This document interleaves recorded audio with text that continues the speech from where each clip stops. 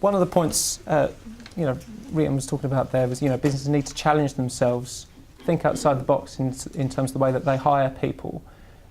Is this a lack of expertise? Is the reason that this isn't happening because, SMEs perhaps don't have the expertise to think outside the box and come up with these new roles, or is it an unwillingness, or is it something else? A small organisation ourselves, we do a lot of work with the big financial institutions in the city. And when it comes to recruitment, I think we have very similar problems.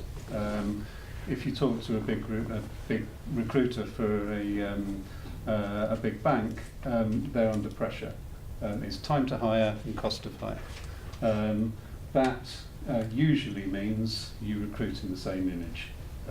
It's much easier to find another bloke to do the job than it is to find and go that extra mile to think about outside the box about what you're going to do and how you're going to recruit and what do you really want. When I talk to local businesses, it's exactly the same. There's a vacancy. How quick and how cheaply can we fill it? It's not what are we going to do? What do we really need? How can we make this flexible? How can we recruit the best person for the job? Yeah, and go that extra mile to find the best person. So how do we get businesses to think like that? So I've got 20 people. We're based in Ashford. We never have any trouble recruiting, never. The last role we had 220 applicants. And the reason for that is we focus on behaviours and values. We don't write a lot about the job spec because we want the right sort of person. We never, ever, ever ask the qualifications. In our particular world, I don't see why they're necessary.